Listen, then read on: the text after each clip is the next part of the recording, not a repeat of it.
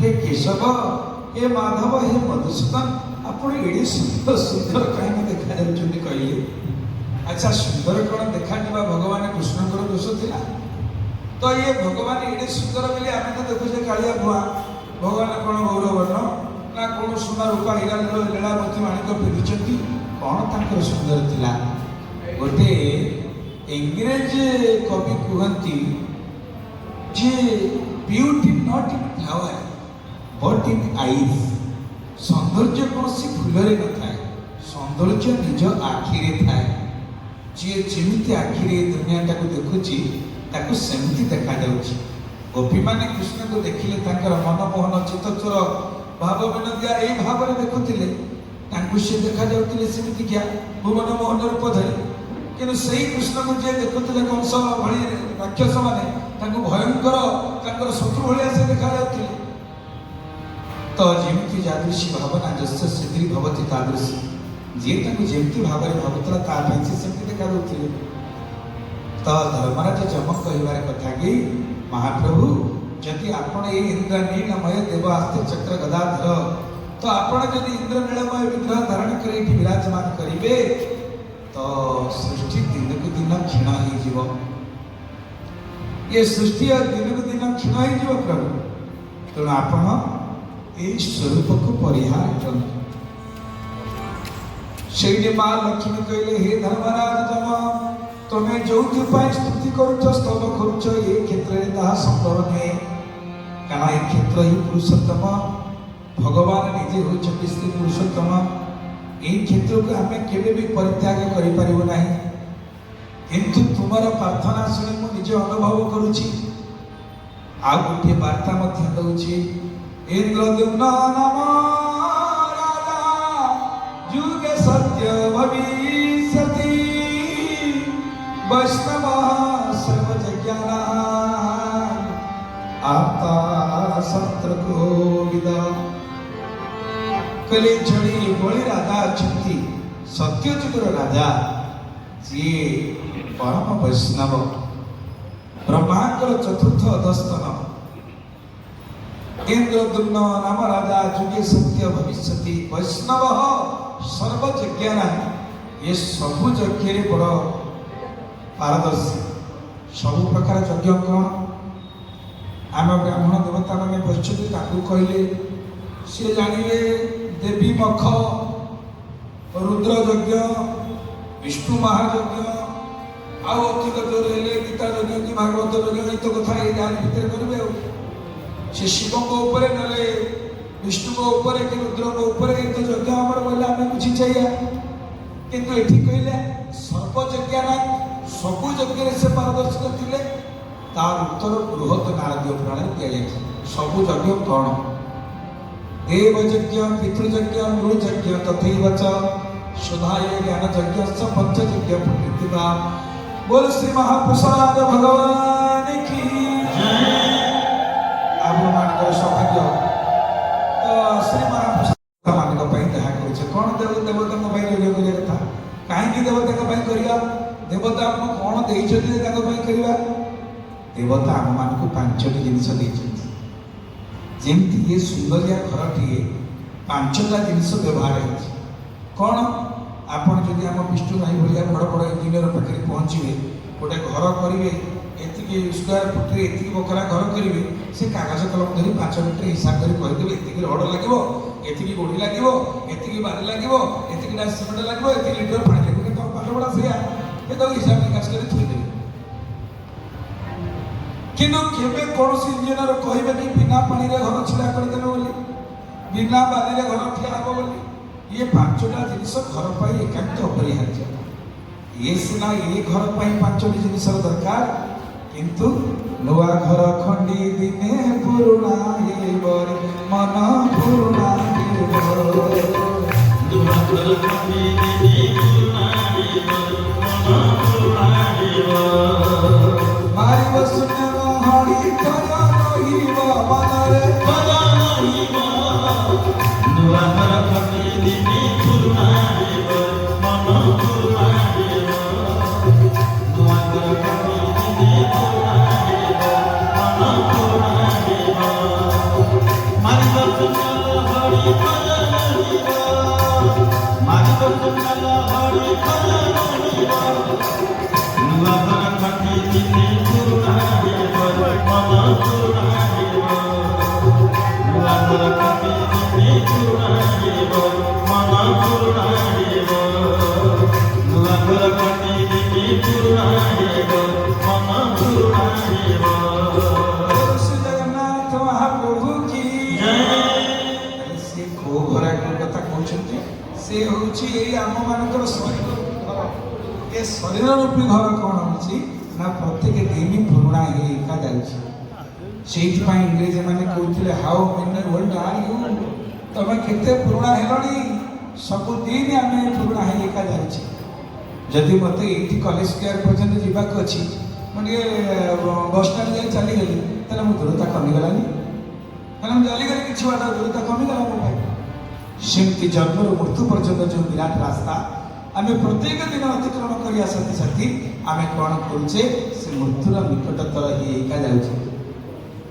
तो ये जो देह रूपी घर भगवान आम मान को देइछंती एथिरे पांचटी जिनिस लागिछि सेतरे जेमती इटा लागिथिला बाली लागिथिला गोड़ी लागिला पानी लागिला सीमेंट लागिला आम मान को शरीर कोन लागिछि खिति जल पावक गगन समीरा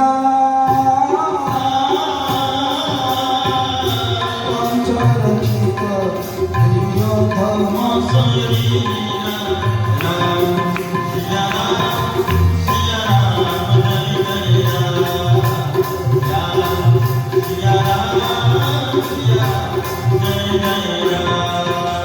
सच्चिदानंद भगवान की पांचटी जिनिस क्षिति जल पावक गगन समीरा अति सरल बुझिले कौन कौन आम देह मिशिछि ना आम भितर वायु तत्व अच्छी पानी तत्व अच्छी माटी तत्व अच्छी आकाश तत्व अच्छी अग्नि तत्व अच्छी पांचटी जिनिस आम भितर समारे सुंदर शरीर है अति सरल मन रखा गले माँ बापा अग्नि हो मारे माटी आरे आकाश माँ बापा बारे बायु बारे पानी बापा माँ बापा और अग्नि मिसी गले पंच तत्व शरीर तैयारी गोटे जदि कम पड़ो भाग मापरे ताले ये शरीर आउ रही आम जिते बसते समस्त दिने पंचत्व प्राप्ति हम पांचटी जिनिस पांचटी जगह को चलीजे जो आप देह शेष हवा बसो चाहिए तू जुड़ू जुड़ू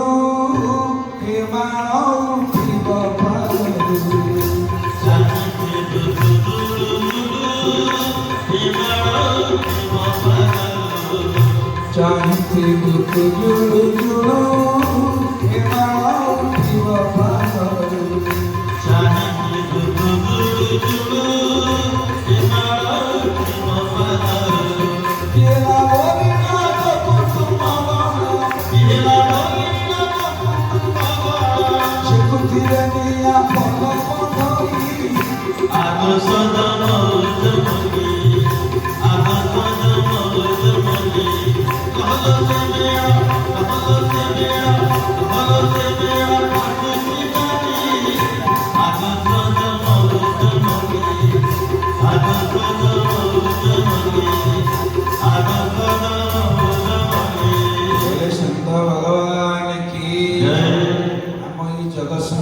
महान संत गांधी छकरू मात्र 2-3 किलोमीटर दूर गाना स्वर्ग ब्रह्मपुर प्रेमाचार्य बाबा मधुसूदन मधु बाबा लिखिछंती ताइछिबु तू चुळु चुळु हेमाळ उठिब पादरु ता माने हम समस्त शरीर रे तापमात्रा अछि पिला माने पढुचंती सर्वटे शरीर रो साधारण तापमात्रा होछि 37 डिग्री सेंटीग्रेड যদি ফ্যারেনহাইট স্কেলে মাপিবা 98.4 ফ্যারেনহাইট স্কেলে তাপমাত্রা বঢ়িলে জ্বর কমিলে মল।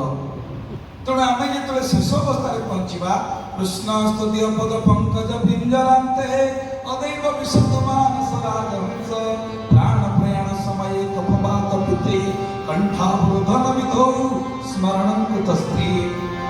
ଯେତେବେଳେ କଣ୍ଠ ଅବରୋଧ ହେଇ ଆସିବ ପ୍ରାଣ ପ୍ରୟାଣ ସମୟ ଆସିବ କଫ ବାତ ଆଉ ପିତ୍ତ ଏ ତିନିଟା ଯାକ ଏକାଠି ଯୋଉଟା ନୂଆ ରୋଗ ସୃଷ୍ଟି କରିବ ତା ନାଁ ହେଉଛି ଶନିପାତ।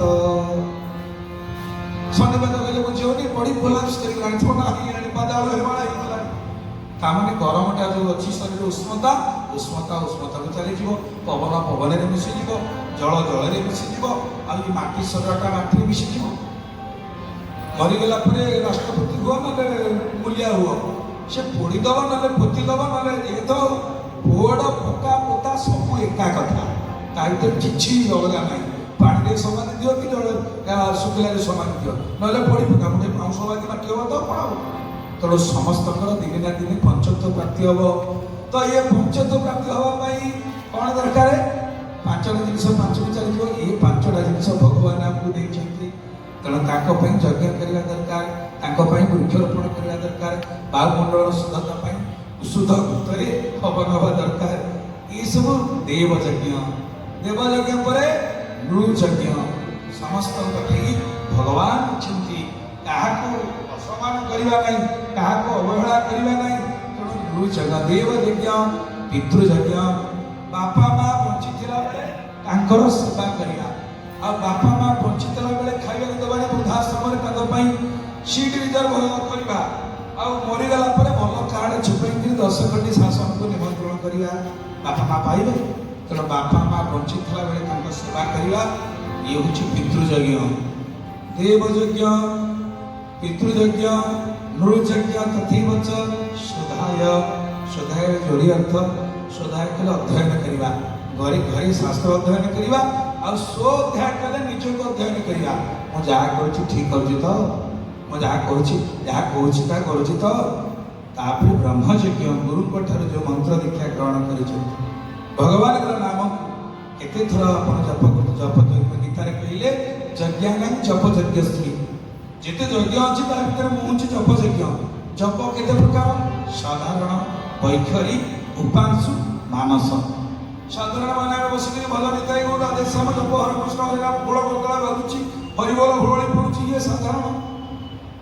ବୈଖରୀ ଟିକେ ଟିକେ ଦାନ୍ତ ହଲୁଥିବ ଜୀବ ହଲୁଥିବ ଚାଲିଥିବ।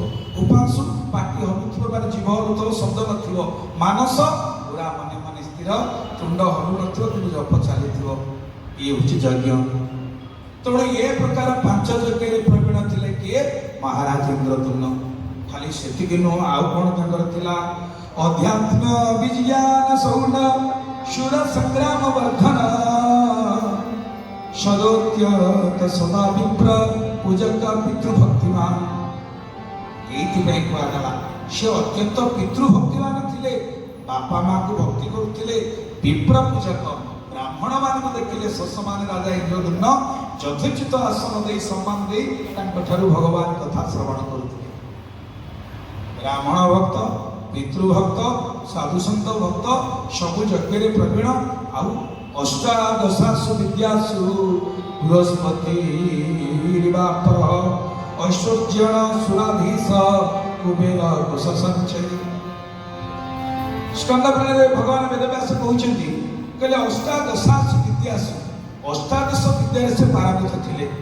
ବେଦ, ବେଦାନ୍ତ, ଉପନିଷଦ, ଅରଣ୍ୟକ, ସଂହିତା, କାଣ୍ଡ, ପୁରାଣ, ଉପପୁରାଣ, ଧର୍ମ, ସାଂଖ୍ୟ, ମୀମାଂସା, ଦର୍ଶନ, ବ୍ୟାକରଣ, ଛନ୍ଦ, ନିରୁକ୍ତ, ଜ୍ୟୋତିଷ ଇଏ ଧନୁର୍ବିଦ୍ୟାଠୁ ଆରମ୍ଭ କରିକି ଶସ୍ତ୍ର ବିଦ୍ୟା, ଶାସ୍ତ୍ର ବିଦ୍ୟା ସବୁଥିରେ ପ୍ରବଳ ପ୍ରବୀଣ ଥିଲେ।